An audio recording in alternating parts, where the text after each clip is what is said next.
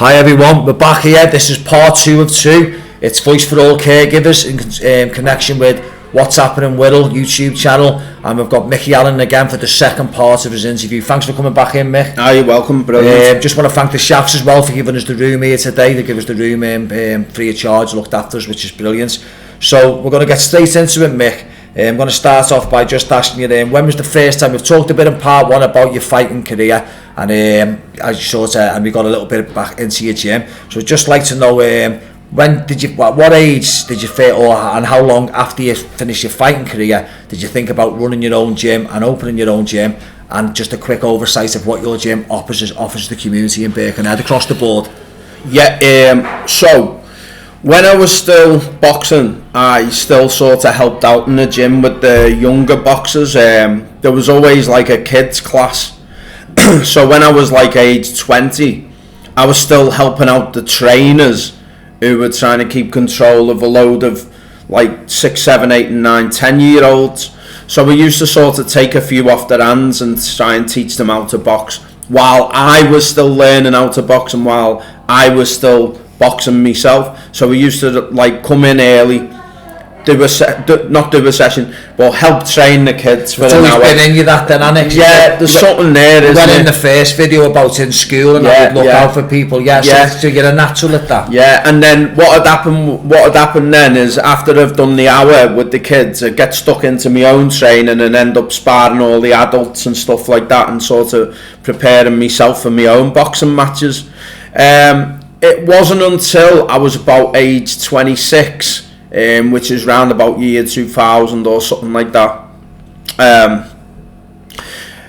I just got involved with like people who already had classes. They had kickboxing classes and karate classes, and we were always looking for a venue to use and stuff like that. And then we ended up with where we are now, which is 12 Keys Gym, and that's on Wheatland Lane in Seacombe.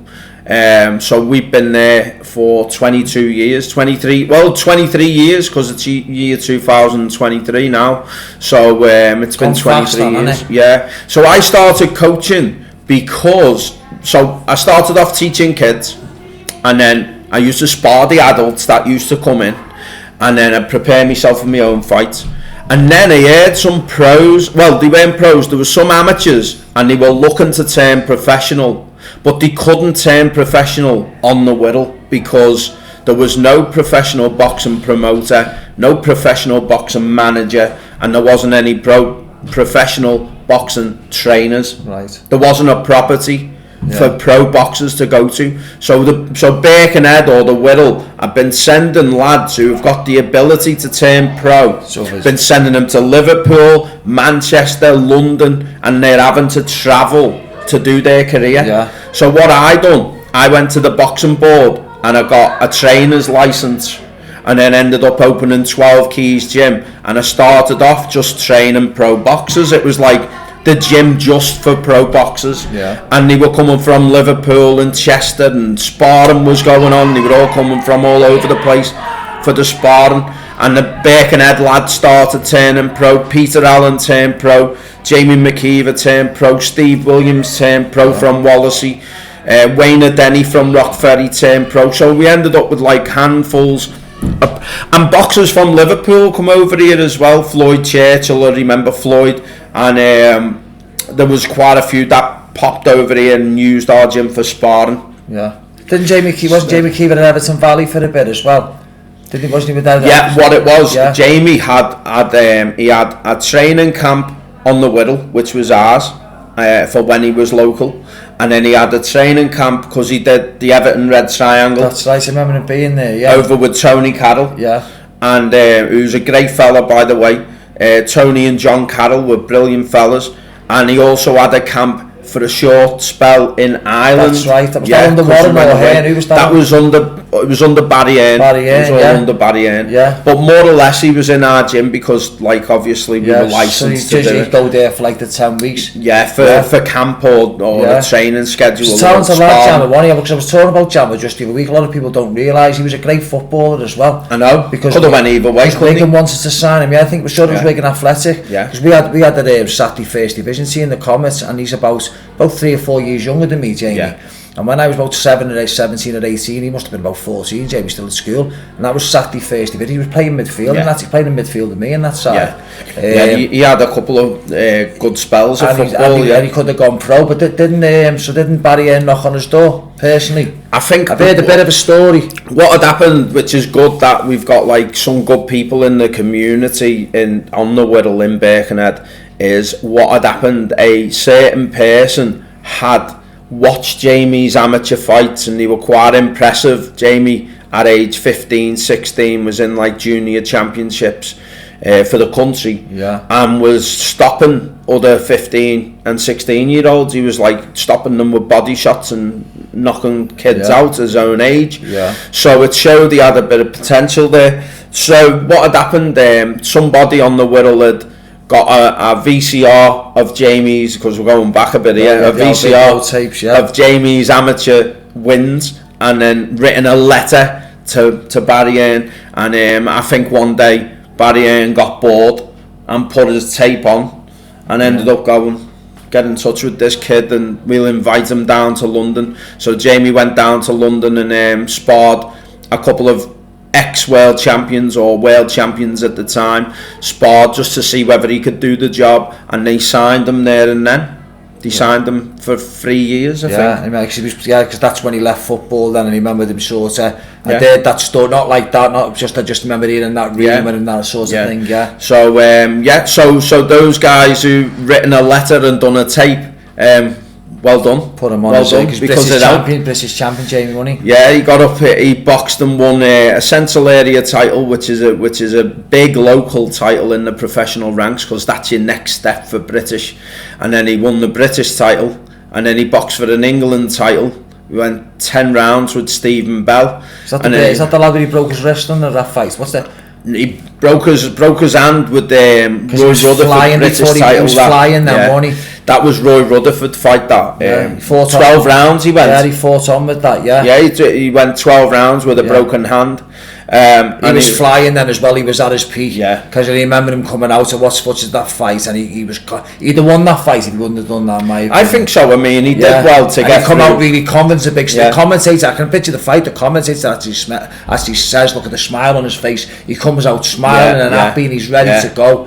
He's ready to go. I think Sky Sports loved Jamie. He's on Eurosport and all that. Didn't he? He started off on Eurosport, and it was on like small hall shows for Barry Hearn. And then I remember a commentator, Steve Allsworth, was always commentating on them, and it was a good show to watch. And then they moved them from Eurosport to Friday Night Fight Night or Saturday Night Fight Night, Sky Sports. And he had loads of good, hard, exciting fights. I don't think he had an easy fight, Jamie. Everyone he was matched up against. The one that he won well, though, really well, was the rematch, the Battle of the Mersey. What was his name? Dodson or Tony Mulholland. Tony, his name, was it? Tony Mulholland. He had a rematch, didn't he?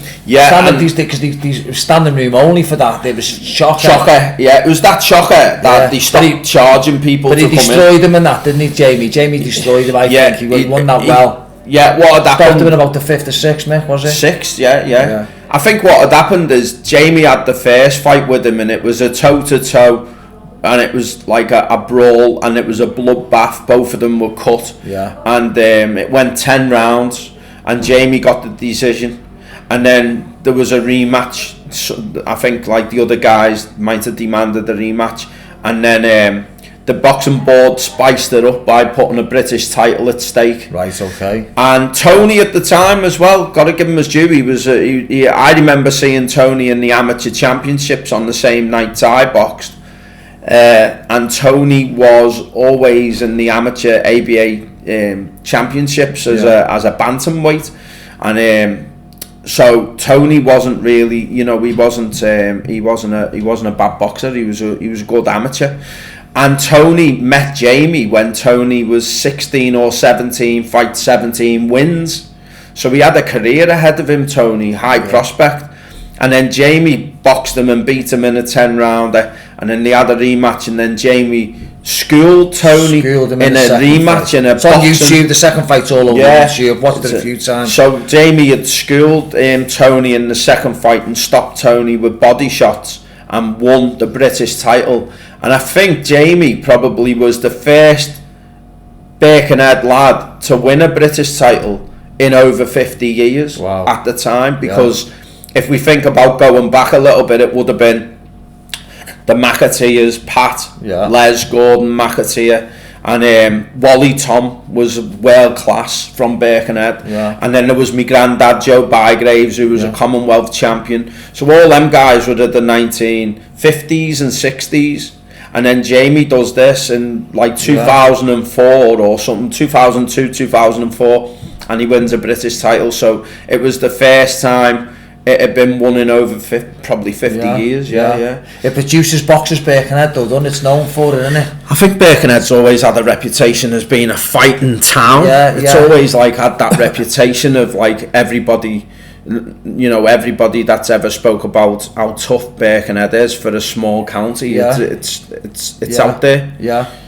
Typical it's up there. Typical Dockers town, isn't Dockers, it? You know, some lovely people, but it's typical that sort of life on the docks, and you know, it's life's tough. Life's tough, life's rough, isn't it? Rough and tough. And you know, obviously, there wasn't many rich people, so they had to go out and graft, and the jobs that they did would have been in the snow, and they wouldn't have complained about it. They wouldn't have been wearing gloves and a coat. They would have been out there in the freezing cold, working day and night, getting rotten, injured. If you'd had an injury, you still went. Not like today. If you get injured, you'd ring it up, going, "I don't want to come in." them guys would have went in if the legs were hanging off. But so I ended up with some professional prospects, and I tried my best to get them up to the top of the ladder, because obviously you try to educate the boxers that having a boxing match isn't just about the competition on the night. You know, the more wins you get, the probably, if you're looking to better yourself and your family, then the more wins you get, the more money you're worth, and you know, and you've got all that the high life as well. Like if you want to buy your house or buy a new car, you'd have to win. There's no way you can get in the ring as a professional fighter and plan to lose, unless that's the job you're taking, because there's a lot of journeyman guys out there who've had 100 fights and 99 losses, and they turn up every week or every month to fight. But them guys are extremely dangerous, and they know knowledge. They know the knowledge of boxing. It's just guys who've been world champions have had to pass those guys to get those 50-50 fights. So for the first 10 fights, they might get a journeyman, and then a journeyman, because the journeyman's an experienced ring craft fighter. People who like call these guys bums is totally wrong, because if them journeymen want to turn it on the night, they can. They can put losses on a future world champion's record and give them a downfall. So basically, try to get these guys up the ladder as much as can. I'm trying to get these guys, encourage them to see the high life of boxing. So it's like, you know, a short career, retire. You don't have to go to work if you've made enough money, just like some fighters out there have made that much money out of boxing. They probably don't go to work. But it's all down to like how disciplined you are, and if you've got the right people around you. It's no good having like your mates knocking on the door saying, "Hey, do you fancy coming for a bevy, but you're fighting in 2 weeks' time?" It doesn't make sense. So you've got to sort of get rid of the dead wood, the ones that are not going to help you get up that ladder. You're going to have to push them aside. You can still say hiya and ta-ra to them and have a cup of tea with them, but you can't like go out on the beer with them. You can't go party. And sometimes when I boxed, I couldn't even go to a family party. Not that I was going to get encouraged to drinking, it's just being in that environment. I've got a fight coming up in 2 weeks' time. I don't want to get beat. It's not a sport. You can't. You've got to love it, then, haven't you? No, because you've obviously you wanted to do it more. Because we all when we leave school and we're 17, 18, we think we're missing something in nightclubs and bars. So you've got to want boxing more. Because I'm sure you would have had moments where you think, oh, my mates are going out. But you've loved boxing more. So, and the thing is, you don't want to be walking to that ring thinking to yourself, have I cocked up here? Well, you said you said in the first video there that most of your fights were wars, all of them are wars. So I mean, that'll keep you off the ale, knowing that that's know what's coming. You've obviously got the love. Is it true what they say, Mick? You know, when you've got the adrenaline in a fight, you don't really feel the pain, do you?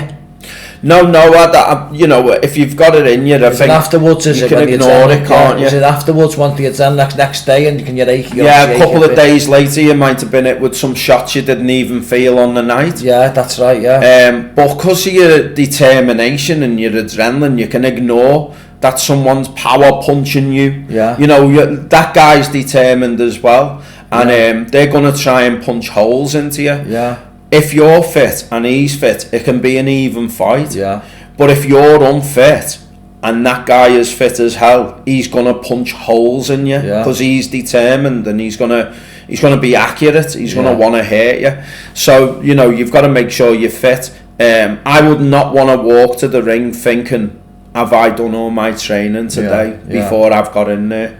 Because it's not nice. No. Because once you're in there, after about 30 seconds, you'll be looking for a way out if you're not fit. Yeah. There's one fight, like, listen, I'm not a boxing expert, you are, but it was noticeable that in the Amir Khan Kell Brook fight, he wasn't fit, was he? No, and I fancied Khan, tell you the truth, but I was thinking, see, when I look at boxing, you probably had an idea what shape you were in, you followed both the careers, but I look at Khan at his peak because he was good. They were both great, don't get me wrong. Kell Brook, these Kell Brook still got a few big fights in him, you reckon? But Amir Khan, I was thinking back to his Olympic career, and he went and fought in America, he fought them all. Flying. And I fought, so I fancied them. Me and my lad watched that in Tenerife together, me and my son, actually, it was our first night out of the boxing, which was great. But he wasn't fit. The thing not is, taking nothing away from Kell Brook there, because I'm not saying Kell Brook wouldn't have beat him anyway, by the way, but he wasn't fit, Khan. The thing is, you know, boxers don't really know how fit they are until that bell goes, and if it's been like hell for leather first round, say like Tommy Hearns against Marvin Hagler, them two guys would have had to have been fit as hell. There is no way they'd pass on that fight, first round. That ends in the first fight. It's like an all-time great first round. There is no way two men can get through that round if they like didn't put the road work in, they didn't do the strength and exercises, they didn't do the sparring, and they didn't do the mental training as well to say, you know, I'm going to win this fight. The drive of wanting to win a fight, because one of them would have just, in the first round, he'd have just went back to the corner and he'd have just went to the trainer, don't fancy this tonight, I think I'll call it a day. But the thing is, if you are naturally got a bit of fight in you, and you've naturally got a bit of drive, and you've naturally got a bit of aggression, you might get through a fight even though you're unfit. If you've got natural ability on certain things, that'll give you the pass to get through a fight. But having the fitness though is good to have. It's boxing training, boxing sort of training. It's proper fitness training, isn't it? Yeah, definitely. I don't think there's anyone fitter in sport than a boxer. Well, the pros and the amateurs, you know, if an amateur boxer's got a fight coming up, they'll train him hard, and he'll probably do, you know, a 3-mile run every day. But then a pro might have to do like a 6-mile run, so they're doubling up the training. But the thing with the boxer, you've sort of got like, they've got to work hard on it. Like you see all the videos of Tyson, there's a lot of videos on YouTube now of Tyson, and then all this sort of doing his technical ability on the pads and all this, like, you know, ducking the rope and getting his peekaboo style and all that. So you've obviously got to work on that to perfect it. But your core stamina's got to be high as well. So there's all the ugly stuff like the burpees and the hill work and all that. There's all that. So you've got to do both. To a high. That's why I'm right in thinking a boxer leading up to a pro boxer, especially leading up to a fight, he might train 2-3 times a day on Sundays. I read an instant article, making sure you might have read it. Lennox Lewis didn't half improve. He was great, one of the best ever for me. But there was a part in his career, I think it was just after the Bruno fight, where he really improved. And in his autobiography, he puts one of the main things down to, believe it or not, after his running, like to go running at 4 a.m, he was doing his run, having chicken and brown rice, and going back to bed. And that was his prep. And then when he got up, then he was ready to train all day fresh then, again, and they're going to train all day, and he puts that one of them. But there's obviously lots of things. But I mean, so there's a lot to it, isn't it? You'll just see the fancy stuff, won't you, in the gym when they show you. It's timing of your training and your resting. Because like the way I try to treat some of my boxers, especially if they're a bit local, you know, I've got a kid there who's boxing for me, but he's from Highton. Yeah. So for me to go to him every day is an hour. He's coming to me every day. He's having an hour drive and an hour back. Yeah. But if I was with him, living with him, I'd know that he's eating the right food. I'd know that he is getting up and doing his road work and doing his strength and conditioning work and stuff like that.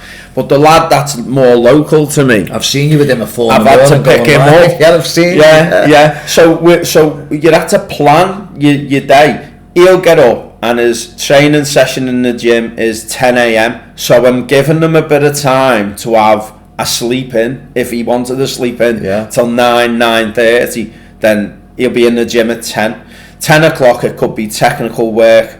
3 o'clock in the afternoon, if we're away, it could be sparring, and it'll be a circuit training.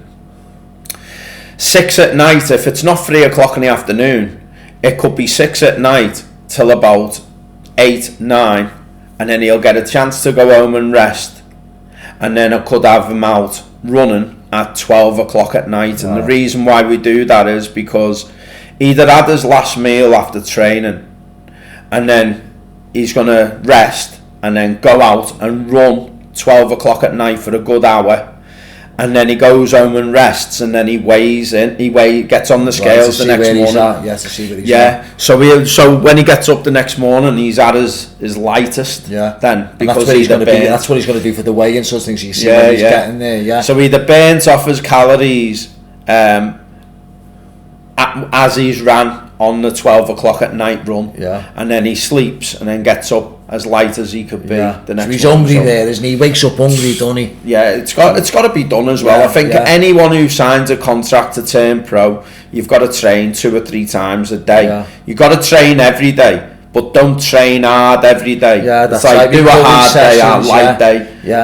Mix it up a little bit. Do a hard day, hard day, light. On the hard day, change your training regime as well. Mix it up a little bit, otherwise your body will get stale. But there's a lot to go through in the pro ranks. It's so strict.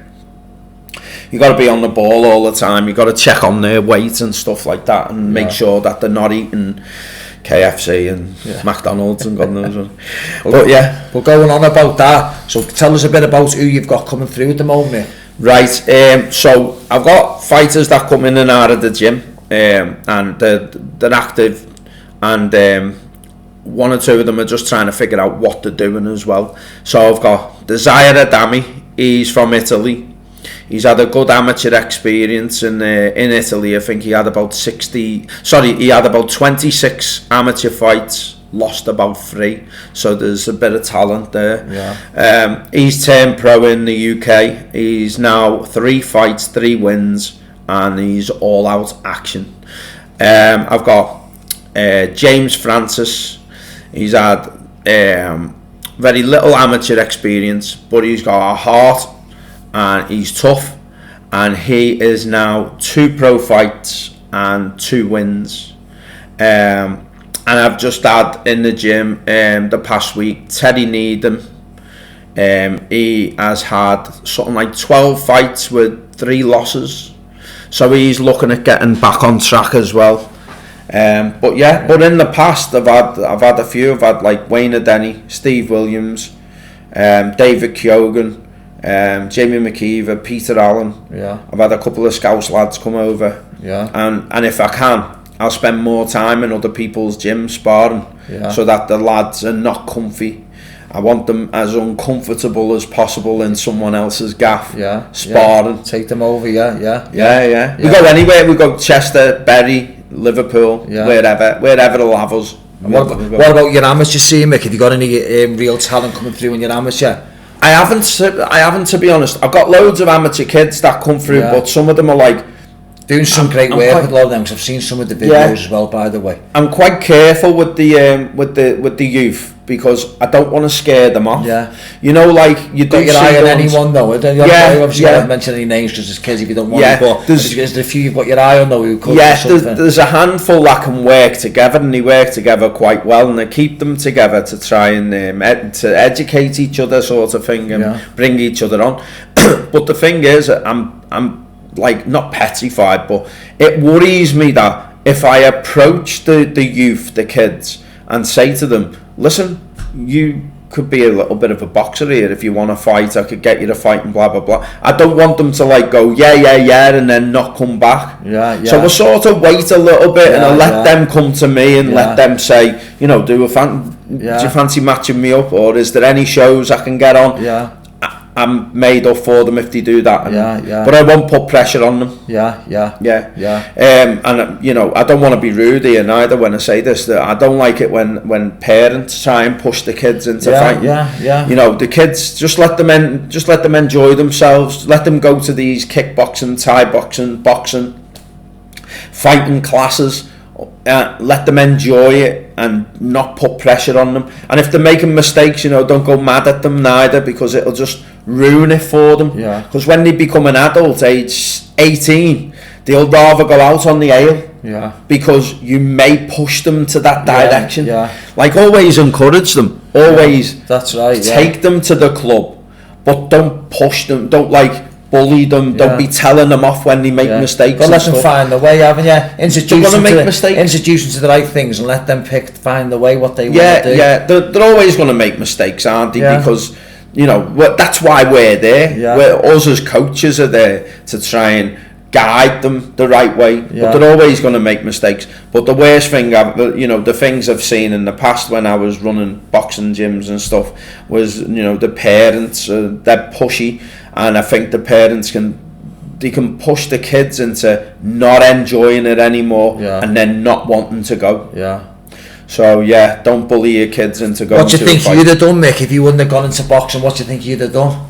I don't know. You know, I'll be honest. When I weren't boxing, I always worked. And I had like multiple of different jobs. I tried different things. And you remember that you were good at, or you liked, or you thought you were going to go down that way? Do you know what? I think I worked on building sites a lot, so it was like a labourer. But I don't think I'd have been a builder. I think I'd have built houses that would have been falling down by now. But I always, like, you know, when I did get jobs, I worked hard. From the word go, unless the boss said have a break, I'll have a break. But I worked hard, so I think I'd still be on building sites if I didn't have the boxing gym. I'd still be labouring. It's the right type of job, because it's the same type of trade. It's similar to school conditioning, isn't it? I'd say. And it's physical as well. That's what I'm saying. It's proper. I don't think. I think if you're an amateur boxer and you're a labourer or a roofer or something, you're halfway there with the fitness, aren't you? Well, you know, so that, like, I own a security company now, which is called VFAC, and you know, I'm a physical type of bloke. I've got paperwork to do with VFAC, or I've got paperwork to do with the gym. It takes me a month to get my head round it, that I've got to sit down and open a book. Other than that, I'll be making excuses up to not do it. I'll be like, right, I'll do that later. Do you get help with your paperwork and all that? Then do you get like... I've got people who help me out with paperwork and that. They're called accountants, aren't they? But it must mean you're filing and all stuff like that. I do all that myself, to be honest. I do all the paperwork myself and fit in. So if I'm ever online at like 3 o'clock in the morning, that's what I'm doing. Well, just another one then, Mick. I want you to, and I don't want you to be too sort of like, I want you to really speak from the heart here. Don't sort of undersell yourself, because I know the answer to this really, but I want you to really put it out there, right? Tell us a bit about how you feel about what you do. Like Birkenhead, we touched on Birkenhead being a tough town before, tough, rough, ready town, and there's a lot of people get cut a bad stack, so to speak, in Birkenhead. So tell us a bit about what your gym offers when you feel as though people come in and they might be a little bit lost, or they might be suffering, they might have a mental health condition, they might be suffering from low mood, they might be just coming on the back of addiction. Because I know you've saved lives. I know your gym saved a lot of lives and continues to. So tell us a little bit about what your gym offers and some of the success stories and some of the examples you've seen in that. So our boxing gym has now expanded. It did start off as a professional boxing gym, because it was like the only one that was licensed on the Whittle at that time. So I thought it was catering for people that were struggling to turn pro. So I wanted to be like that contact, that form of contact. So when people come to me and said, you know, I've had 50 amateur fights, how the hell do I turn professional, because there wasn't anyone to go to, I felt I wanted to be that contact. So it started off that, and then I started getting kids in the gym. So then I was turning kids away and I was sending them to everybody else's gym, and then I realised, what the hell am I doing? I could like take these kids on, turn them pro. If they're good enough, I could turn them pro. So then I had to go down another route to make sure that the gym's safeguarded for kids. Then the past 3 years I've expanded again, because I started having people coming in saying, do you do MMA, and you do UFC, and you do wrestling, and you do karate? And so then I've now had to open it up as a Whittle mixed martial arts. So it's including the boxing, and it's including anybody who wanted to come in and kick the bags. We don't pull a face at them. They're there for a reason. Whether it's good or bad, they're there for a reason. We let them come in. We let them use the mats to do judo, wrestling. We let them use the rings to do wrestling, whatever. So we're sort of trying to cater for everyone. We try to cater for people who come in with mental health. You know, they can speak to all of us. We all chit chat and we all speak about things anyway. So they're more than welcome to come in, punch the bags, and then get a bit off the chest if they want. So there's like mental health. There's loads of people who go in the boxing gym, whether they're kids or adults, who've got ADHD and they need an outlet. So we let them. I've got people who come in who's you know, I've got one guy who come in our gym for years, Sam Kolek, who was an absolute brilliant amateur boxer. I think he had about 16 amateur fights and only lost about 3. He had an accident in Poland. We're going back about maybe 7 years ago. He had an accident in Poland. I flew over to Poland and got him out of the hospital that he was in, because Poland's like I think Poland's quite poor. And so I got him from Poland and brought him to the UK, and looked after him as much as I could. And Sam, he's, you know, his legs don't work, but he's like an Olympic, plays roles in the Olympics. Keeps himself strong, fit, in shape, but he's only got like the top half of his body. He's in a wheelchair, and he's more than welcome, and he comes in our gym whenever he wants. There's other people who might have a limb missing, or they might have had a new hip replacement, or they've had something done and they need like that rehabilitation. So between physical and mental, we try our best to cater for them as much as we can. So everyone's welcome, sort of thing. So what would you say then, Mick? So anyone who's watching this video now,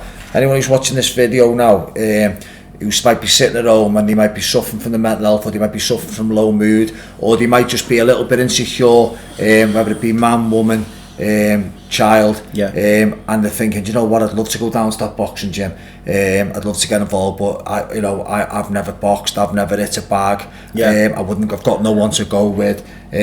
What would you say to them watching this, Mick? Well, I think, you know, I'm not going to speak about just ourselves, our own boxing gym, but if you're living next to a gym, a boxing gym, or a gym, just get up off the couch, get out there and do something. Do for an hour a day. You don't have to like go on a treadmill. You don't have to hit the bags. You know, if you're a bit worried about getting hurt or getting it, you don't have to go in and hit the bags. You can go in, use a treadmill, use a cross trainer. You can use facilities in there that might benefit your health. sometimes you might not want to go in there and do a workout, but you might just want to pop in and speak to someone about a subject. Club, just being around is good enough, because I'll tell you this now, you can go to the ale house, you can go to the pub, and it could be covered with negativity. It could be full of negative people, and they're all going to probably direct you in the wrong direction. But when you sort of go to a boxing gym, people sort of talk sense, because in a boxing gym, if you're full of shit, you get found out.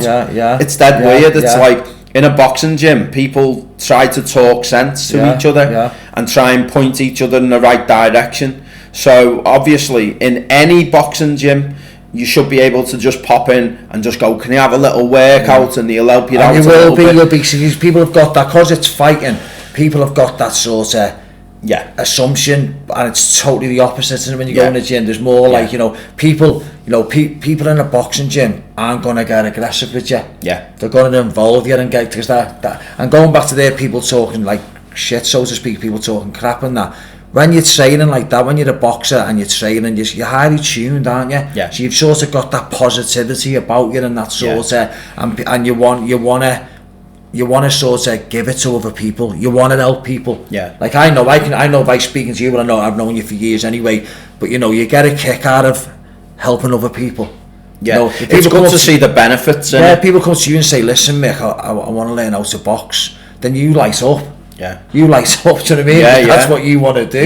You're not going to like get aggressive with them and sort of think, well, let's see if you're going to light up and think this lad wants to box, this girl wants to box, and all boxing gyms are like that, aren't they? I think it's turned out that way now, where we're actually safeguarding everybody now. We're sort of, anyone who comes to the gym, we do want to know a little bit about them, because we want to know what we're working with. But also, we're never going to have to be negative towards that person. We have to treat them the same as the last person that come in. We've got to treat everybody as the same as possible. Don't get me wrong, in our gym, right, it's like quite open. People have a laugh. We all have a laugh, but the job still get done. So we can have a laugh, we can have a banter, we can skit at each other. There's nothing wrong with that. But also the job still gets done, and that's the main thing. It's not like, I don't think all the gyms are like army barracks anymore. They were when I was boxing. It was like, I could say it was ruthless. But what I'm trying to say there is, I remember going to a boxing gym on a Friday night with me kit and getting told, "You're fighting tonight," and I just got on with it, because I just thought that's how it was. Now boxers don't come to the gym and get that off me. I will never say to one of my boxers, because of people's mental health, I would never say to one of my boxers, "You're fighting tonight," because I know that they would not like it. So I know not to do it. I had to plan the boxer. I had to say, "You're fighting in 6 weeks time," and give them that stretch of space to get ready. Example, I already know what the answers are this day and age. If I went in the gym and said, "There's a fight for you next week if you want it," 99% of people will go, "No, I don't want it. I don't want it. Who is he? Where's he from? Is his dog hard?" Because that's what happens, and it affects people's mental health. So we have to plan for people to fight. But coming in the gym, we don't want people to think that they're hard, because we've seen it before. I've seen lads come in and go, "I'm this and that and the other," and they do one session and then you might not see him again. So just get in. If you've got issues, problems, if you're sitting at home doing nothing, or you're thinking that you're alone, get the hell out the house and do something. It doesn't have to be training, it doesn't have to be anything like that. You can go on a really good walk, you can, if you got a car, go and drive, go mountain climbing or something, walk down the prom. Just get out the house. If you got a friend, take a friend. But the gym, it's helped me. It's helped me not be steered in the wrong directions, and it's helped thousands of other people. I couldn't even say how many people I've trained, and I couldn't say how many people like me dad had trained. I couldn't say how many people Johnny Mack trained. But I'll tell you now, it'd be in the thousands, and we don't know whether we've saved them lives or not. Saved a lot of lives, there's no doubt about it. We might have took them off the street for like 3 hours a week or 6 hours a week. People go back to it as well, Mick. People who might go off with exercise and with sport. if you do go down the wrong path, when you go back to it. Yeah. You keep going back to it through your life. Yeah. It keeps you on the straight and narrow. Yeah. So you save people's lives, do you know what I mean? There's no doubt about it. Yeah, defo. Yeah, Mickey, I want to thank you. Going to cut it there because that's coming up to the time limit now. But I want to thank Mickey Allen for coming in. No, thank you. Want to tell you, you're a legend. Everyone in Birkenhead's proud of you. Everyone's proud of everything you do for the community, everything you do for the kids, everything you're doing. Thanks for listening, everyone. Get down to Mickey's gym. Everyone's invited to Mickey's gym, 12 Keys Gym. He said it there. Thanks for watching. Join the Facebook page, Voice for All Caregivers. We're a community bringing this type of stuff to you, and everyone supports each other. So join Voice for All Caregivers. Hit the subscribe, hit the like, and thanks again, Mickey. Thanks very much. No, thank you. Brilliant. Thanks very much.